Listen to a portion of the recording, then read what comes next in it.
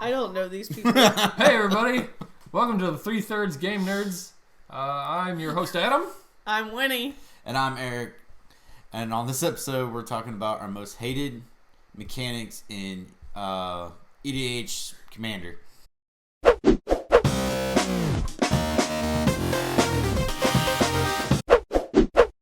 I hate them all. Yeah, they're all terrible. Terrible. Anything you play is terrible. Yours are terrible. Shut up. The whole game's terrible. I play jank. That's why he doesn't like it. I play weird cards that no one's ever seen, and they work somehow. Exactly. You just make shit up. You really do. Yeah, I take random old stuff. Like I said, I'm coming from old school Magic. I take a lot of the old stuff that no one's seen, and I throw it together. Yeah, Mister. I started playing Magic the year after you were born. Like I know the one of the worst things for other people. This is not my pick, but one of the worst things for other people is phasing, because no one knows how phasing works. So I decided to make a phasing deck, and it wrecks town. It's jank as hell. It's stupid. The cards don't even go together. I even put stuff in there like Teferi's Isle, which is it's a land that gives you 2 blue mana when you tap it, but it phases out every turn. So you play it the first turn, your next turn, it phases out, so you still haven't been able to use it because it comes into play tapped. So you don't get to use it till turn 3 that it's on the table. Oh yeah, I was going to say. It's awful.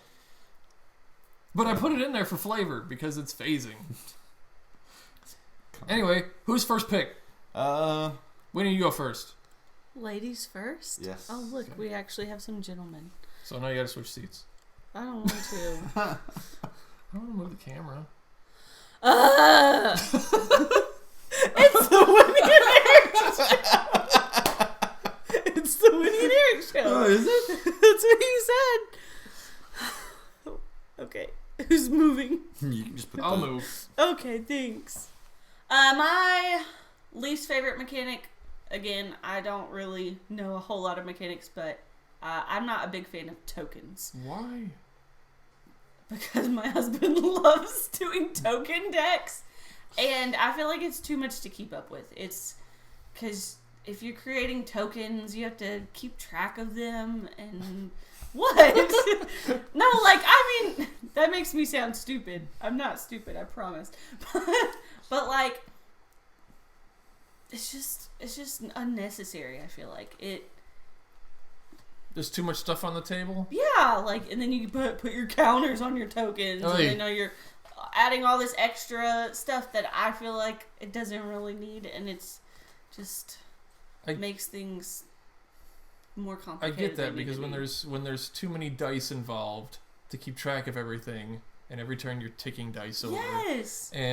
But I don't mind it as much if you have the actual cards for each token that you play. But when there's like a token out there, and then you have a die, well, I have 6 of this token, and I have 4 of this token, but these 4 tokens have +1/+1 counters on them, and so then you get multiple dice on it for all the different counters. There's too much going on. Yes, and then like if you have to reduce some or whatever, like then you're trying to keep track of, okay, well, so I still have 3 of these left, but then those are completely gone.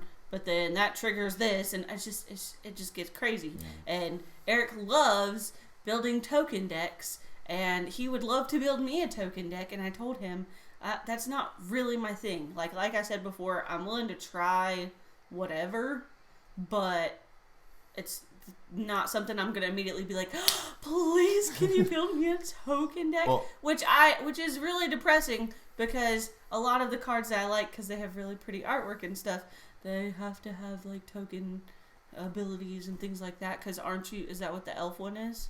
Do I have tokens? The elf, like a lot of the cards that are going to be in that deck are going to have token abilities. I try to steer clear of some of them, but some of them are just too good to not put in your deck. Yeah. But I mean, that's an elf deck. Of course, it's gonna make tokens. But with the deck that I build, I'll do it basically the same way I did my Gave deck, or Gave, or however you want to say it now. Your Spores deck? Yes. Basically, I have, like, for how many tokens I actually would make, actually have that many of that token. Yeah. So like when I play Sapperlings. Yes. Well, yeah. I have 23 Sapperling token cards, and that's not enough. Yeah. It's extra. Using it to borrow mine, which I have more than plenty. I need more. It is so extra. It's not necessary. I actually have to It's rebuild totally it. necessary. If the first time you play tokens and you get it, you will enjoy it because it's so much fun. Not that I don't get it. I get it. But I understand. But it's so much fun when somebody attacks you with a bunch of stuff and you're just like, I'll block it with a 1/1. So here's all of my 50 guys that I got. Just go after those. Like, right. It's one thing about tokens though is that like there are creatures a lot of times that you don't really care about. They're just pointless creatures that you have on the field. They're fodder. Yeah, essentially. And you can go one or two ways. Sometimes they're modder. You can take them and run over people with them. By playing Overrun, Crater Hoof Behemoth. What does... So, like, I know some of the cards that you've used in your token decks. So, like, one that I bought for you was the Parallel Lives. Yes. What does that do? Whenever something makes a token, it will double the amount of tokens that card makes. See, that's so extra. So, not only are you making tokens every time you're doing whatever, but now you get to double the tokens. So, instead of making 3 tokens, you're going to make 6. Like, that's ridiculous. Well, here, wait. So, I'm working on a new commander deck, and you're going to hate it because it's tokens. It's Thales Reverent Medium, and this is at the beginning of each end step, create a plus X/1/1 white spirit creature tokens with flying, where X is the number of tokens created this turn. Oh, Jesus. So every turn, it's going to double the amount of tokens that I have made that turn, and... but you're also not in green then, so you won't get access to a lot of the doubling effects. You get anointed processions. Yeah, it's black and white, but black has a lot of token generators. White has a lot of token generators. Well, I'm talking about the double. And right, it's not going to have any of the green parallel lives type things, but it's going to have the token power up type stuff. It's going to have what? Parallel Lives is green. Parallel Lives is green. Oh, I didn't know. Parallel Live, doubling seasoning.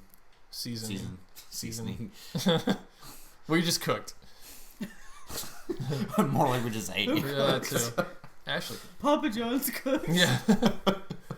Could we get a sponsorship? No, I'm just kidding. Yeah.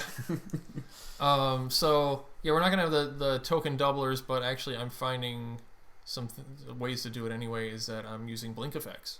No. So. But this is also supposed to like Singer Aerocrat comes into play, makes 3 0/1 surf tokens, and then I blink it, so I get 6. So then at the end of the turn, I have 12. What does blink mean? Blink means it makes the card removed from play, and then at the end of the turn, it comes back. All right. Or like some of them are instant too, so basically it will remove from play and immediately bring it back. So. Yes, which means it's ETB effect or enter the battlefield effect happens again. Fun. You actually probably would like a blink deck. Yeah. Because it's very reactive. It's actually probably... Make it a creepy girl. No. Oh, yeah. No, she wouldn't like that. Because creepy girl's creepy? Yeah.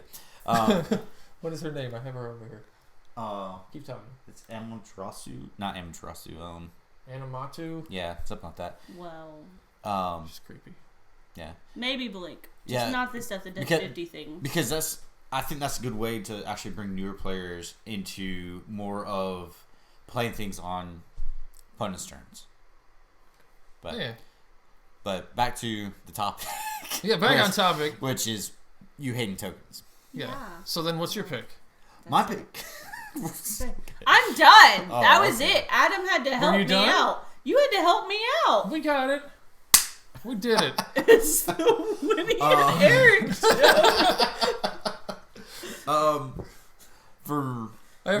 look for that blooper at the end of this episode because I apparently forgot my own name for a minute there. So stay tuned to the end.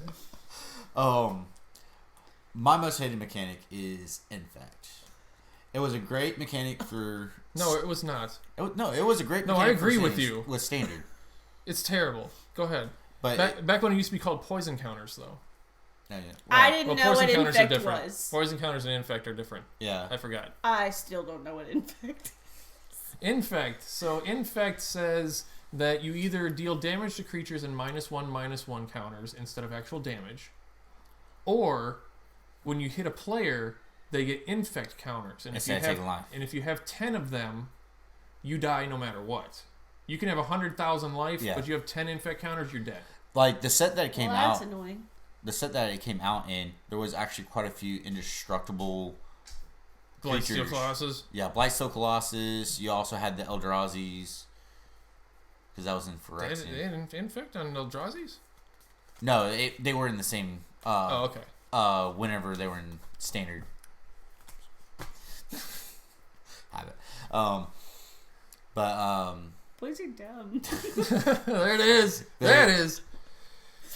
Basically, Infect was a good way to get around those indestructible creatures, or those whittle down some of those more stronger creatures that we had in that format. Right. So now poison counters from 4th and 5th. I think 5th edition was the last time they did poison counters. Poison counters did something very similar, where if you had 10 poison counters, you died, no matter what. But it did not do the -1/-1 counters when it attacked creatures. And most of the time, creatures that gave you poison counters were like 1 power. So it was a really hard thing to do. They didn't have a lot of things that had poison ability, so it was a very hard deck to make. But if you did kill someone poison counters, it was a big deal. So they also something that's different. Poison, creatures who had poison didn't have lords, which means they didn't have anthem effects. Okay, yeah. They didn't have a creature or a enchantment that gave +1/+1 to all. Right, there wasn't Goblin King. Yeah. And then a poison goblin. Or one of the Infect ones is Hint of the Predators. I don't know how to say it. What else is new? Look at the screen. We'll have the picture up. Yeah. Basically, it just gives +1/+1 to all Infect, and it just, whenever it was in standard, it was just kind of a big thing. At least in my meta, it was. So, but the reason why I don't like it is because in EDH you start with 40 life, but yet if you still get 10 Infect, you still lose. Well, that's the whole point of it. Yeah. Well, it's something that I don't like. I don't like losing. No. It's because a lot of the Infect, a lot of decks, EDH decks that are based around Infect are all aggro. So they're going to play a lot of those smaller creatures with Infect, which, to me, it just kind of takes some of the fun out, because It's I want to do damage, and I want to take damage. I don't want to just get infected. You're turning red because I'm right. You're calling it a cheap win. Yes, it's a very cheap one. But I understand why people gravitate towards it, just because it is one of those mechanics that it has its odds to it. When you play against life gain, you still have a chance. Yeah. People have a chance against me anyways. Oh, it's my turn? Yeah. Cool story, bro. Oh, we gotta switch seats again. Okay. Move! Okay. Okay. What do you hate, Adam? Well, I hate search effects. People that sit there and search their deck multiple times in a turn, so I'm talking search effects like fetch lands. I'm talking search effects like tutors. I'm just talking anything that lets you just search and shuffle. Okay. That would be Eric. Couple of reasons why. Okay. Number one, if you're gonna search for something, make us sit there till you pick what you want, and then Amen. Put it in your hand, and then say, "Oh, I'm not gonna do anything else. Go ahead." Okay. So you just wasted everyone's time sitting around watching you sift through your deck for 5 minutes to pick what you already knew you were gonna get that you couldn't play. If you're gonna search, say, "I'm gonna search." Go ahead, and then go ahead and search your thing out. Who cares? You do that sometimes. Yeah, I do that. You do that. Say, "I'm gonna search." Go. Say, my turn's over. Yeah, with fetch lands, you should know what lane you're gonna go get. Yeah. I can understand with. But if you're tutoring, you know what you're tutoring for, and you know if you're gonna be able to play it then. Yeah. Well, the problem is with some of them is that you're trying to find an answer to a situation, not necessarily you know what you're generally looking for, but you don't know exactly what you're looking for. Like what the best yeah. fit is. But letting the next person draw and look at their hand, yeah, so they can at least plan their move. So when you're done searching, I know what I'm going to do. Yeah. You know, it just holds up the game, and I hate it. Well, you guys know that I don't love when turns take forever, and that's one of the biggest things that makes somebody's turn last forever, is that they have to go through and they gotta look for the card and figure out what card they're getting, and then they have to shuffle their deck back, and I'm like, is your turn over yet? You've been taking your turn for the past 10 minutes. But think of that, okay, so they search, and then when they're done doing that, now they play something that lets them search again, and then they gotta sit through that, and it's like, you know what you're doing, just do the thing, and you already got a plan, you know what's going on, let the rest of the table go around, and you're tapped out. You can't play anything else. So, search, say go. That's what makes me nuts. I don't like the delay of games. I like the games to flow so everybody gets a chance to play, especially when it's like turn 2. When nobody can do anything, it's just you're like, it's just you're so not looking stupid. for a winning card. Just move on. Exactly. So that's my rant. If you're gonna search, say I'm searching. Go ahead.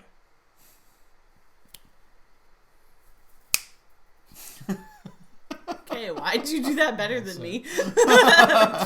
Girl, you don't even know me. I don't want to. So I have one last question. What's with the gangster lean you've had all episode? I used my husband as an armrest. But you're the shorter one. Wait, let me try this. Oh yeah, that's pretty good. Wait.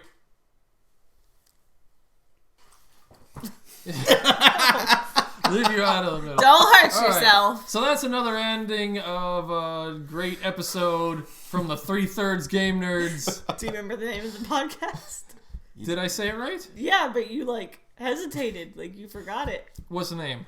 You said it. What is it? 3/3 Game Nerds. Hey, so she knows it too, so you should know it as well. So make sure you describe it, like it. Describe it to your friends. Like it, subscribe. I don't know, do the things. You're the social media person. Like, subscribe, and follow. And hit the bell so you know when the new episodes come out. Ding. All right. Here's the bloopers. Ready? No. What's the name of the show again? All right. With you. Hello, and Hello, and I don't know the rest of my lives. Shut up. Hello, and welcome to the next episode of the 3/3 Game Nerd Show. I'm your host, Adam. I'm Winnie. And I'm Eric. And today, on this episode, we're talking... Jesus Christ.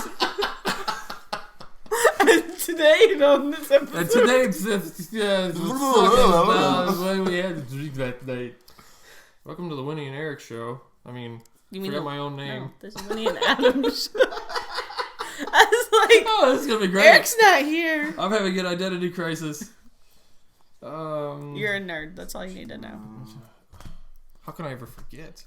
I don't know. How could you forget your name?